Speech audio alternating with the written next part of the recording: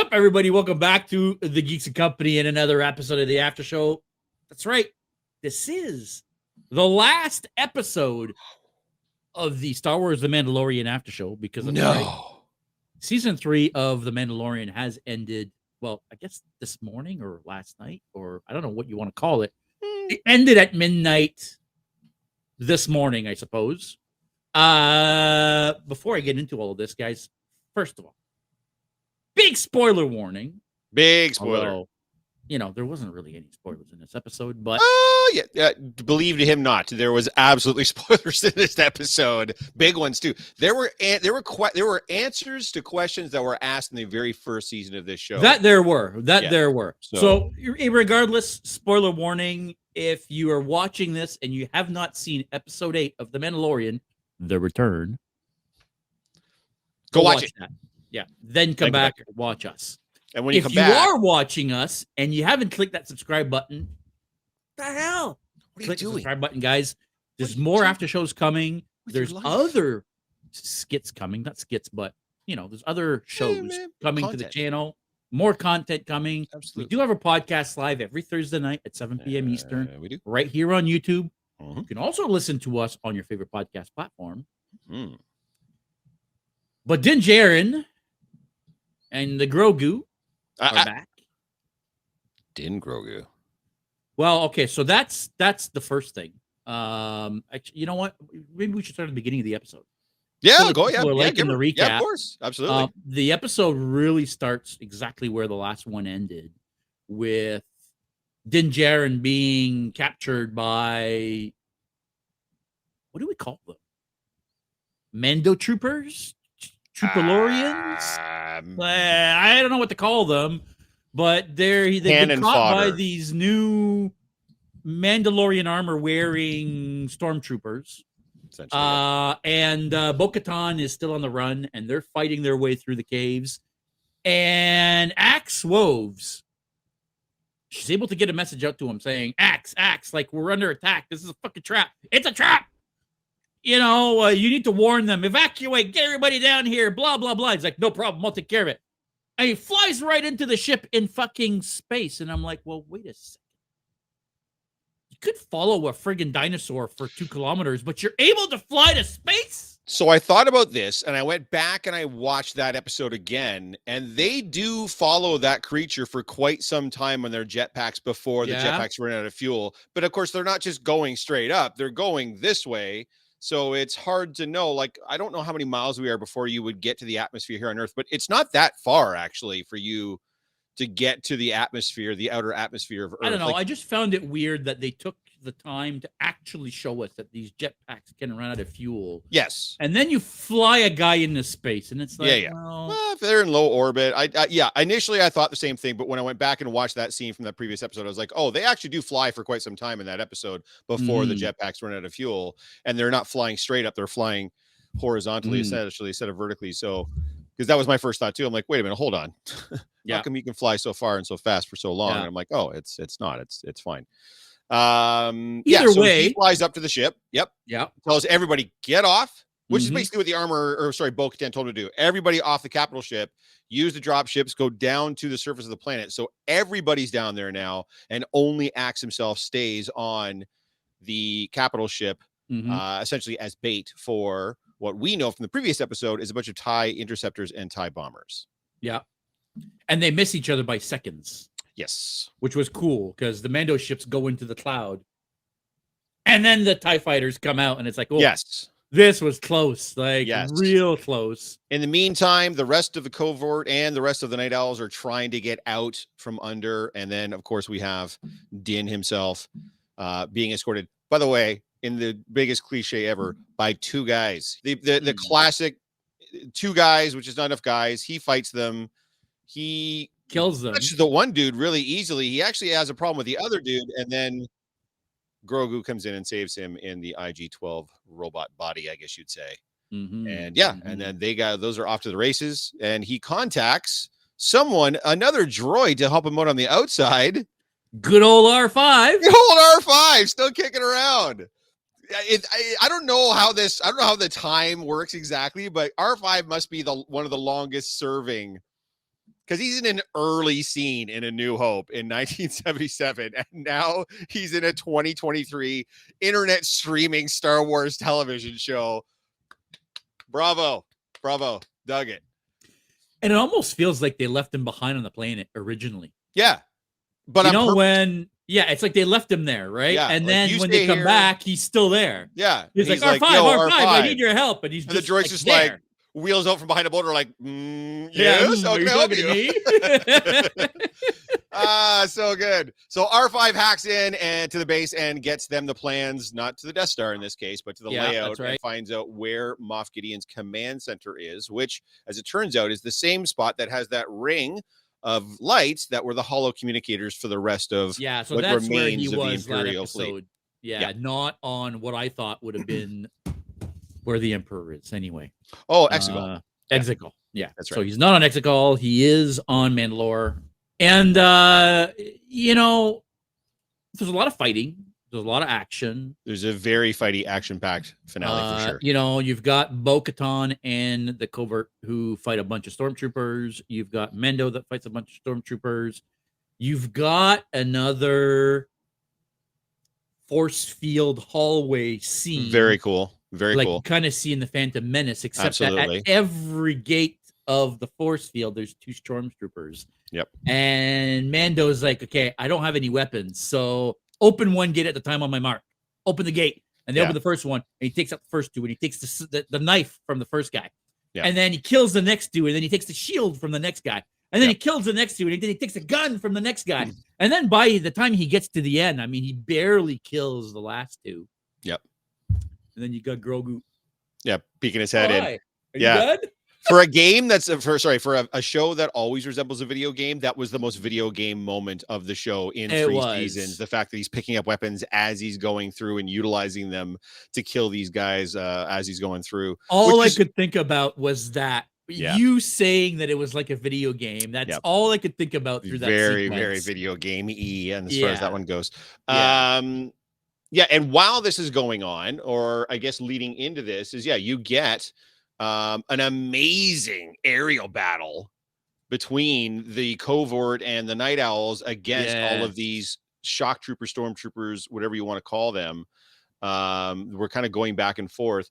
You also get, there's 2 scenes kind of in the middle that fit in, but definitely had to be there. One of them, like we talked about before we started recording, answers the question that was asked all the way back in the first few episodes, anyway, definitely the first season of The Mandalorian. Whatever Moff Gideon was doing on Navarro, at the base Navarro, we find that out here, and we find out why Gideon wanted Grogu in the first place.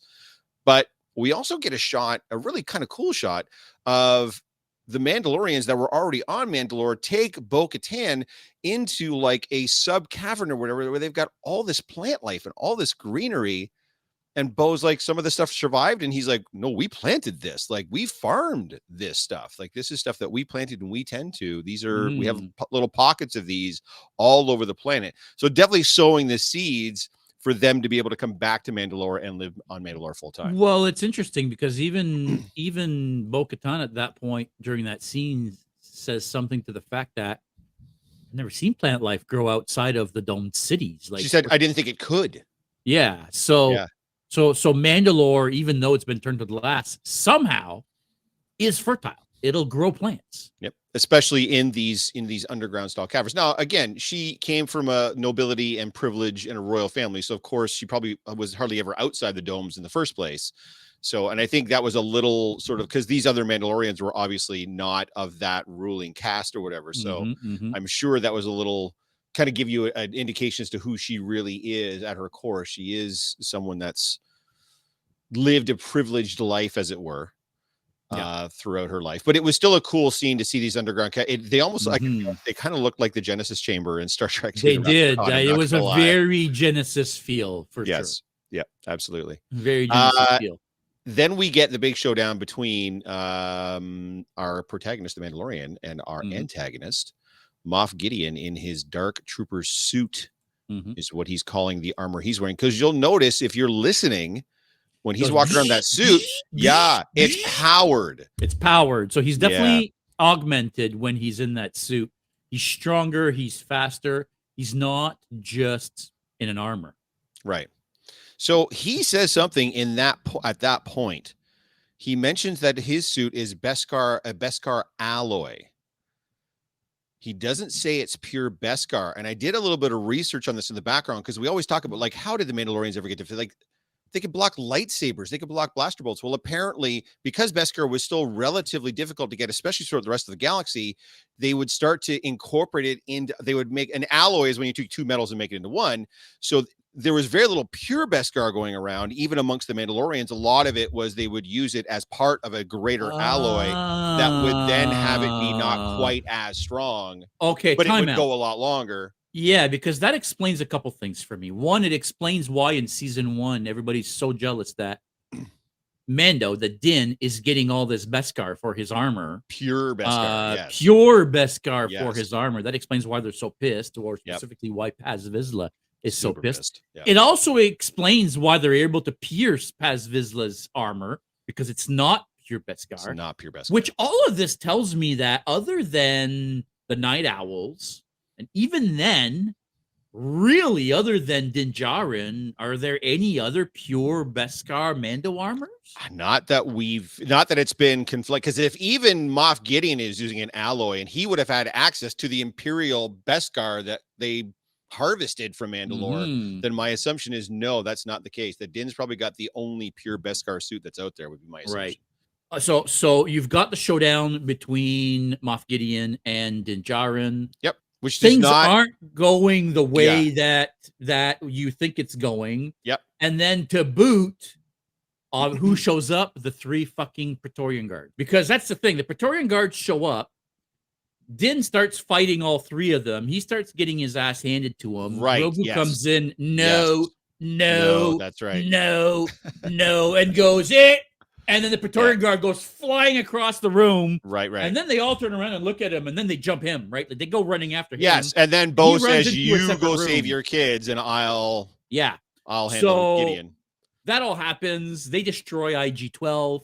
You've got a jumping around and fucking zigzagging and looping and freaking like acrobatic Grogu for a few minutes. Yeah, just avoiding them, skewered by the Praetorian Guards. Yeah. And that is at least until Din Djarin shows up. And then once Din shows up, he makes pretty quick work of those Praetorian Guards. The 2 of them, him and Grogu, very well together. Yeah. Grogu kind of doing some last minute things to move weapons, save him, shove Praetorian Guards out of the way, that kind of thing. Yeah. And it does go to show you too how incredible of a fighter that Din is compared to some of those other Mandalorians, especially someone like Paz Vizsla or whoever, that relied more on.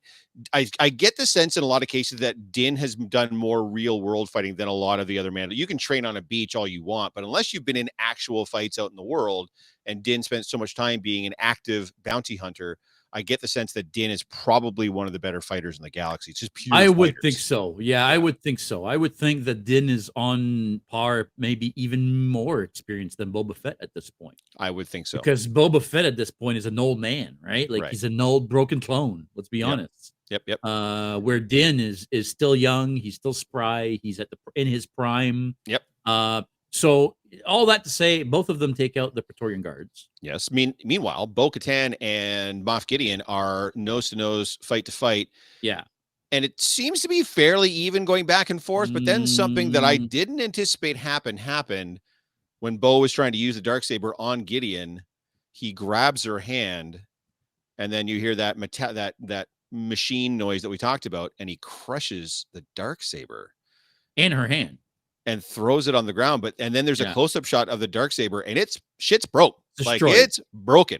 So I don't know if that could be fixed or not. I don't know if they're going to end up giving it to like the Anzellans or somebody to try to fix it, but shit's, and he even says right after, he's like, now you don't have, so your friends are gone, your covert's gone, now you don't even have the Darksaber, you're useless, what are you going to do now, blah, blah, blah. Yeah, Mandalorians are useless without their toys. That's what he says. And then, of course, Din and Grogu get back on the scene after having handled the Praetorian Guards, and now they're all fighting him. Mm-hmm. And then he still has the upper hand at that point. One of the coolest scenes in television happens. Mm-hmm.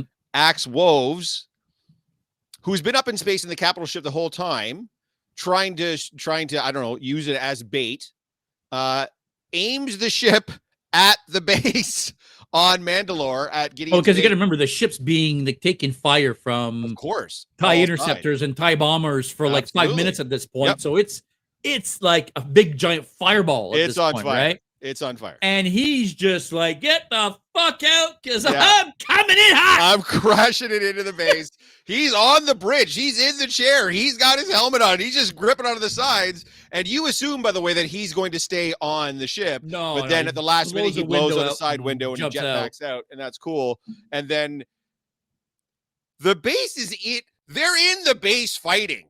And then as they're fighting, you see the ship coming in behind them as it's crashing. And I was like, that is so damn cool. And then the ship crashes and we find out that Moff Gideon is not going to be the overall bad guy. No, Moff Gideon's not fireproof, apparently. He is toasted by the resultant explosion from the crash of the capital ship. And it looks like our protagonists are also going to get cooked. Bo-Katan throws up her little arm shield as that's going to stop it. But then our little boy there, Grogu, puts up his hands, creates a force shield around them, and the fire just goes all around them. The explosion goes all around them. Now, we did skip one extraordinarily important thing. I did that on purpose. I did that on purpose. Okay. I wanted to talk about that at the end. I didn't want to spoil it right in the middle. No, by all means. Yeah. So Grogu, what I really liked about this is that they really showed us that not only is he getting stronger with the Force, it's not exhausting him like it used to in the first and second season, right? Yeah. In the all he does first is sit down hard after doing that, right? Yeah. Like every time he uses the Force in the first season, he passes out because he's so exhausted. And this one, he just falls sitting down. He's like, whew, okay, that was good. I'm okay. That was a lot. Saving all these lives and shit. That's a lot of work. Yeah, so he's clearly getting a handle on the Force. He's much stronger than what we seem to be seeing on the show, right? He's clearly much stronger. To me, it's clear that he's had way more training with Luke than what we originally thought. Right. This ties in, I think, to what Favreau was saying. Favreau had said out to the side that he was with Luke for 2 years. Exactly, and that's where it was. Yeah, this shows that, okay, wait a second. So maybe he was with Luke for quite a while. Yeah. Because he's definitely more experienced. He's definitely 100%. Stronger, et cetera, right? I'm sure it's like a muscle. You have to use it and build it up. And exactly. Yeah. Exactly. We then get, so we'll come back to the big Gideon thing. Yes. We then get scenes at the Living Waters. So it looks like, I believe it's Paz Vizsla's son, Ragnar, gets baptized, as it were, at the Living Waters, and then Mando Din brings Grogu over and says, I want to take him as an apprentice. So I didn't know. So apparently there's like essentially like at least 3 levels of being a Mandalorian. You're a foundling, then you're an apprentice, and then you would be a Mandalorian. Up until now, Grogu has been a foundling, but Din wants to put him forward as an apprentice, to which the armorer says he's too young to speak the creed. He can't be. And Din says, well, what if his parent says it's okay? Like, I give a permission slip for him. There you go. I do hereby declare. And the armorer says, well, his parents are too far away. We'll never find them. It's no good. And he says, well, then he's my son now. I will adopt him. Tear. Grogu babbles. Armorer says, this is the way. And so now Grogu, even though he hasn't taken the creed. I thought he was going to say this is. I thought he was going to speak too. I thought he was going to. I'm like, are they really going to do this? Are they going to make him speak? Because once he speaks, it's done. Like his whole gig is up. Yeah, but okay. So hang on. So let's talk about that for a quick second, because Grogu's. So in season 1, he's 50 years old. Yes. Right. Correct. So we're 3 seasons in now. So that's 3 years, right? So that's 53 years old. Yeah. If he was with Luke for 2 years, that makes him 55 years old. Sure. Okay. Yeah. Yoda at 100 was teaching Jedi at the academy. Right. So how do we go from baby Grogu being a baby still at 55, but then at 100 being old enough to be teaching at the Jedi Academy? Maybe he's a slow developer. Maybe. Well, I think he has a speech impediment. Maybe. Yeah. I think that's what's going on. I don't think he can't speak because he's too young. I think he can't speak because that species has issues with language. Look at Yoda. Yoda speaks in reverse, basically, right? Yeah, but Yandel speaks perfectly fine. So it's difficult to know. Here's the thing. I understand everything you're saying from a logical, canonical point of view. from a people tuning into this show point of view, they're not going to have him talk. I don't know. It's I think not they going. will. I don't know that they will. If they do, it's on the very last show, and he just says, I "I don't know. love you, Dad." I think they will, because I'm going to predict something right here, right now. Another one of JS's Oh, this is good. Give it to me. hot takes, theories on the mat. That's right. Grogu's going to go through a growth spurt before next season. So when next season comes back and we see he's going to be like an Jyn, angsty teenager when he gets back. Grogu's going to now be like a teen Grogu. I think we're going to go from, the baby Groot. I was just going to say, Groot. so we're going to baby Groot to. I think we're going from baby Groot to teen. Maybe not to swole Groot, right? But remember how we went from baby Groot to teen Groot to swole Groot? Yeah. I think next season we're going to get teen Grogu. Yeah. I think he's going to start talking. I think he's going to start being able to move much quicker, much more like a grown up, of his race. I can't see it. I think that's where we're going with that. I could be wrong, but no, that's cool. I believe it or not, I hope you're right. But I mean, there's still people that don't know people that have watched 3 seasons that still call this guy baby Yoda. Like there's people that still don't. By the way, a good chunk of those people think he is baby Yoda. Like they don't understand the timeline involved. Yeah. They actually think he is, people that are like the normies and shit. So I it's such a draw, the fact that he's essentially like a baby and then Din is his dad. I don't know that they're going to mess with that dynamic anytime soon, but I would be more than happy if that's what they do, but I guess we'll find out. Yeah, we'll find out what happens by then. Grogu looks down into the water, and then you see the mythosaur kind of open an eye and wake up. Like, I don't know if they're trying to suggest that Grogu knows there's a mythosaur down there, and now the mythosaur know there's a Grogu up there, like a Force user up there or something. I don't know. I don't know if that's what that scene was supposed to indicate. But one of the powers that was created for, I think, was the Jedi Academy video games, is the ability to control animals. Okay. Now, it's not something we've ever really seen in Star Wars movies. We haven't seen that in any of the Star Wars TV show, but they did bring us that in Star Wars Rebel, where Ezra, his special thing is he's able to kind of communicate and control animals, right? I wouldn't be surprised if that's how we're going to end up getting the mythosaur. Oh, okay. It won't be Bo-Katan, and it won't be Din Djarin. It's going to be Grogu, I think. Yeah, maybe. That is going to be the one that's going to be able to connect with the mythosaur and get him to come out. Because they haven't really, again, in live action, they haven't shown that at all. Right. And with Ezra now coming back for Ahsoka, I feel like that's a side of the Force that they're going to want to start exploring and explaining more, because it's a big part of who he is. No, 100%. No, for sure. Yeah, I can see. And they did kind of tease us a little bit earlier in the season with the space whales in episode 1 or whatever. So yeah, that's certainly a possibility. Yeah. We then get a scene, essentially like literally a passing of the torch.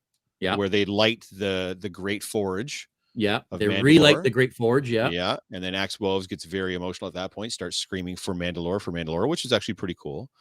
Then Din goes to whatever planet that Blue Squadron is hanging out with, goes to the bar and basically says to Carson Teva is at the bar hanging out with some of his Blue Squadron buddies, and Din basically says, "Hey, I'm a bounty hunter, and now I got to train the kids. So how about you hook me up with some Outer Rim shenanigans here?" And Carson Teva's like, "You want to work for the New Republic?" And Din's like, no.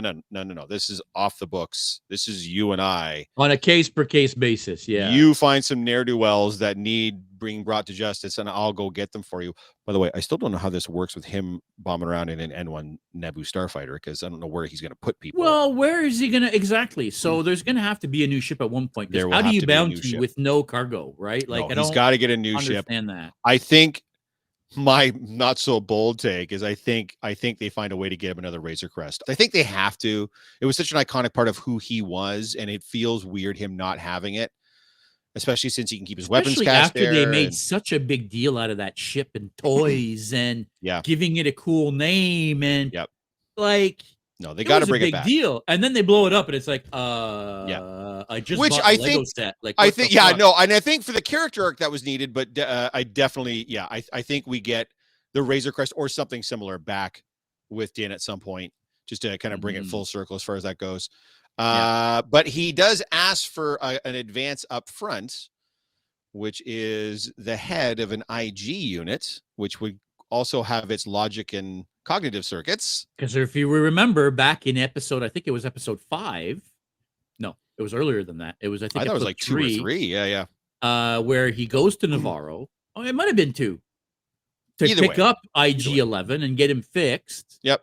The Babu twist some Fricks, wires together at what are they first. called? Then the Enzellans. The Enzellans are basically telling him, look, like, memory circuits are fried. Yeah. And we can't get those anymore because those things have been out of production for like a couple decades. Yep. So I'm sorry, but there's no bringing them back because we don't have the parts. Now He has the parts there because there's that intact IG head sitting there. The old assassin droid. What does he do with? He revives IG-11 for the 3rd time, I guess. Only now they've given him a role. Navarro has a new marshal, and it's IG-11. Again, looks the same. They've painted some marshal stripes on him, and now he's also got, I shouldn't say now he also has. It is, once again, Taika Waititi's voice doing the voice work for him, and it's not just yes and no. Now he's a fully functioning IG droid that says he will serve and protect. Which, by the way, cool Easter egg. I didn't know.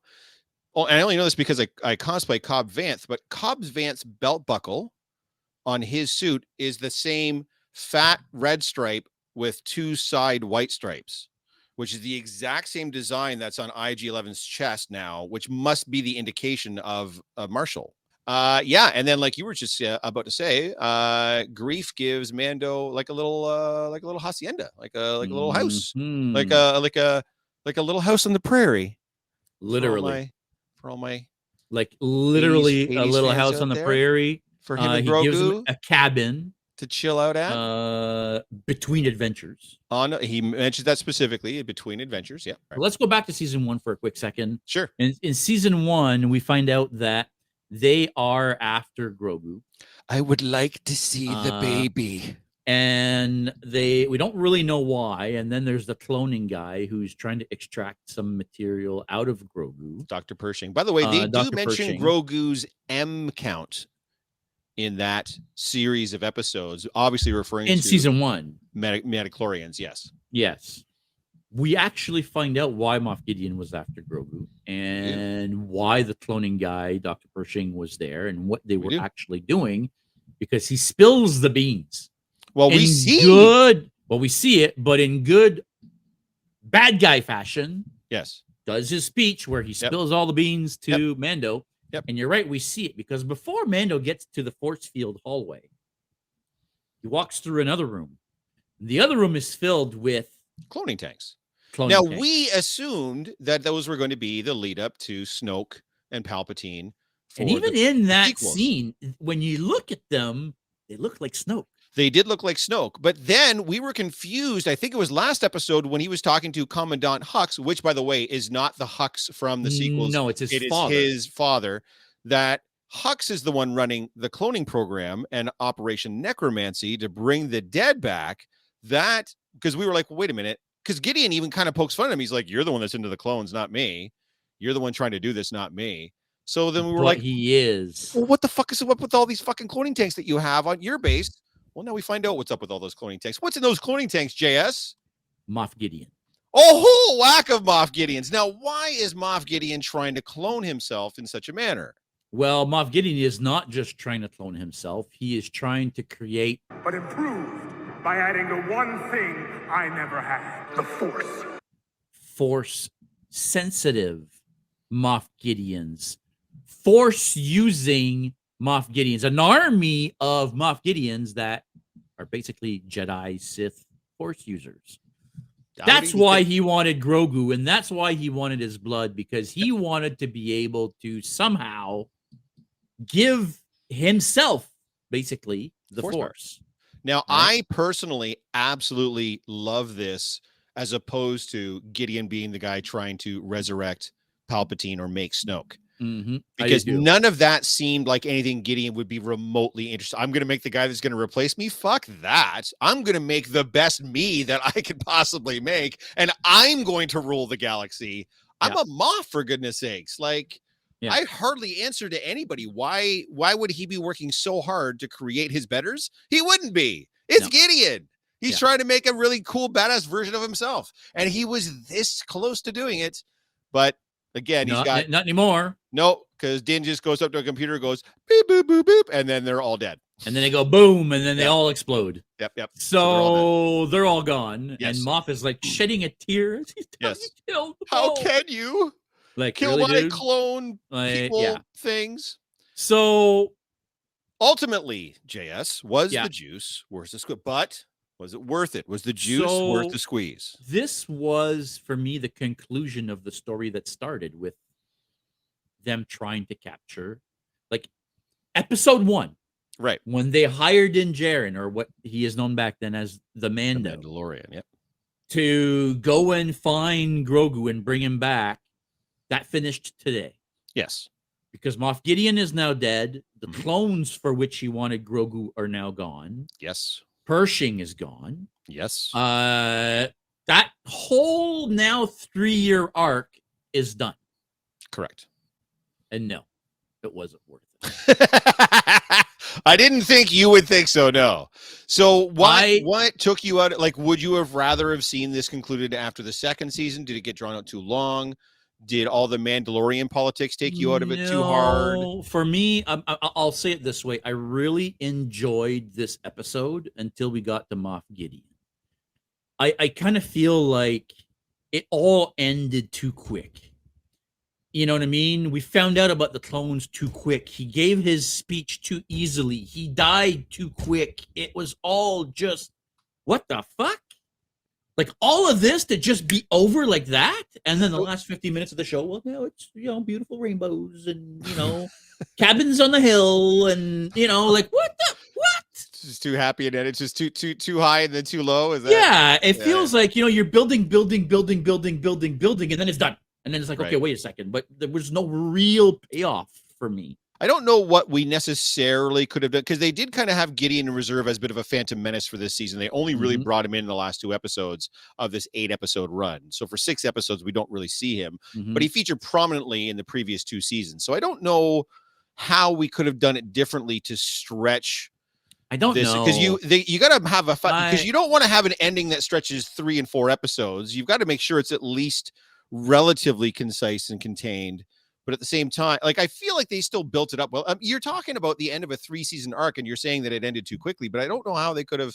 Would you want this dragged out even further? But I think that goes exactly to what you're saying, right? We didn't see Moff Gideon up until last episode, right? That's he was referred to several times season that we see him, right? Yep. So you've got 24 episodes leading up to this, right? And then we see him, and then he dies, right? Yes, for me, I feel like there should have been something else going on. There should have been some sort of a cliffhanger. There should have been a bigger picture thing that we had no idea about. Well, I think we got. There should have been an Enterprise D hanging behind that hangar door. Like, you know what I mean? Like, there was no. But I think there was. But I don't think we got it in this episode. I think we got it in the last episode with the blatant references to Thrawn. Yeah, I mean, Gideon had to go as soon as you introduce the idea of Thrawn. You have to get rid of Gideon, because now you're going to bring in your new antagonist. Well, that's going to be the antagonist across a bunch of shows now. And for me, if it would have ended with Thrawn, just the back of his head. We don't even need to see who the actor is, even though we already know who the actor is. We do. But even if you just see the back of his head and a communication from Hux or from the other guy, Pelion. Yep. Saying, our base on Mandalore's gone, Gideon's dead, Mandalorians are back, and not Moff Gideon, but Thrawn throughout Elena, like something to the effect of, I'll take care of this, or I'll handle this myself. Never see me coming. Yeah, whatever it is.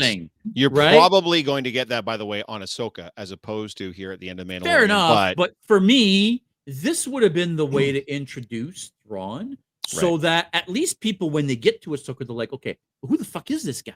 Right. Do you know what I mean? Like, we need to know more about this, but no. There's literally no cliffhanger. There was no, I don't know. Again, it was a good episode. Don't get me wrong. It did not feel like a season finale to me. It especially did not feel like a 3-season story arc finale to me. Right. Well, My- to be fair, they ended two different because they also ended They this did. single season story arc too with They did. Mandalorians essentially retaking Mandalore and getting rid of the base and all that kind of jazz. So they Yeah. have Mandalore back. The Great Forge is relit. Their living waters they have again. Like they're back to where they needed to be. And there's The a question fucking here, mythosaur. right? But so here's the question as far as that goes is so okay. So the juice is not worth a squeeze. I get that. The armorer specifically tells Din, now you have to leave. Take your apprentice and take him on adventure so he can learn the way, the walk of the Mandalore. Does that mean, even though we saw the mythosaur on the planet, does that mean that we don't really go back? Like, is that arc concluded? Bo-Katan Kryze is ruling the Mandalorians on Mandalore and they're rebuilding, and they've told him specifically, you go away now. Go be a bounty hunter. And Din even sets up a new job that's got nothing to do with whatever the politics are going on Mandalore. Are we done with that arc? So, yes and no. I don't think we're going back to that storyline for season 4. Right. I have been saying this for a while now. They are setting this up in a manner, this Filoniverse is what we're going to call it, right? Like the post Return of the Jedi shows. Right. Yeah, of course. They seem to be setting them up for an Avengers style team up / finale, right? Which I think Bo-Katan and the Mandalorians are going to be a part of. Sure. I also believe they're going to have an involvement in Ahsoka because let's be honest, a big part of the Ahsoka series is going to be Sabine Wren, who's the Mandalorian, who basically owns the fucking Darksaber. Let's be honest. Technically, it's hers, right? Not anybody's now, but not anymore because it's destroyed. But you know, we've got a Mandalorian that knows Bo-Katan very well. Ahsoka knows Bo-Katan very well. Yes, there is going to be some cross. You know what I mean? Yeah. So it's not the last that we see of them. But is it the last we see of it on this show? I don't think it's the last that we necessarily see on this show, but I think it's the last of that storyline. That storyline is done. They've retaken Mandalore. That's what I mean. We're not going to revisit that arc. He's not going to pop in there and check in on how they're doing periodically throughout season 4. Okay. You know, if he needs help from Bo-Katan or something's going on and he's saying, hey, like, I need help. I don't know what. Let me go talk to Bo-Katan. No problem. I'll send these guys with you and they can go help. You know what I mean? Like, so I don't think they're just going to disappear. We're not going to hear of them again. Right. And I think they're definitely going to come back at the end for whatever the final confrontation with Thrawn is. Yep. I think that they're all going to be involved. Yep. But where season 3 of The Mandalorian was heavily focused on Bo-Katan and taking back Mandalore, I don't think that's going to happen again. Right. I think that's done. Where we're still going to see them, I don't think they're going to be a major part of the story anymore. No, I get the sense that they're going to go back to their roots with season 4 is because one of the complaints for season 3 is how caught up everything got, how complex everything got with all the Mandalorian politics going on. And infighting and backbiting. And by the way, not a lot of real backstory behind sort of the different clans, why they're fighting each other. Like if you didn't know the backstory, you wouldn't know that the Night Owls and the Children of the Watch hated each other before they met and before someone I think it's Moff Gideon's the first one to say, like, we can't have them fighting together. They hate each other. What's going on? I was like, oh, they hate each other. I didn't know any of that. So I have a feeling that they want to get back to what made the show so popular in the first place, which was which I mentioned a bunch of different times, just swashbuckling, galaxy hopping adventure with now Din Djarin and Din Grogu.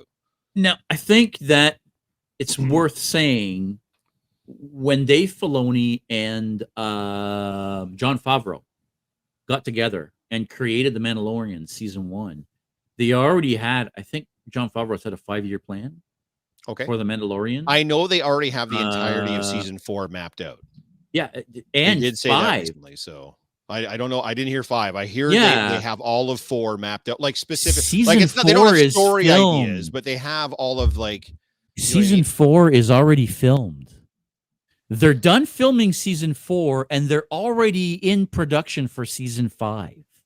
Like they're way ahead of us, right? They've got all of this planned out. They've got a grand plan. They've got a Marvel plan in the works right now. I'm telling you right now. High hopes that season 4 is going to be very, very good as well. And this season was good. There's no denying it. Again, I don't want to say that because I'm disappointed in how the season ended, that it means I didn't like it. I loved season 3. I think it was fantastic. Even that last episode was a great episode. It didn't have that payoff that I thought that the season finale would have. Right? That's okay. You're allowed to feel that way. Yeah. I think that's going to be it for now. I agree. We'll get out of here. We will likely see you back for Ahsoka when Ahsoka debuts. I believe that's the next Star Wars show down the pipe. So as soon as that comes out, you'll have us back here for the after show. We'll be talking about Ahsoka. And June 15th, Strange New Worlds. A teaser trailer dropped today. You might see a bit of a break in the after show until Strange New Worlds comes back. But we will be back. Yes, we absolutely will be back. 100%. All right. Thanks for watching, everybody. Make sure you stay geeky. We'll see you next time.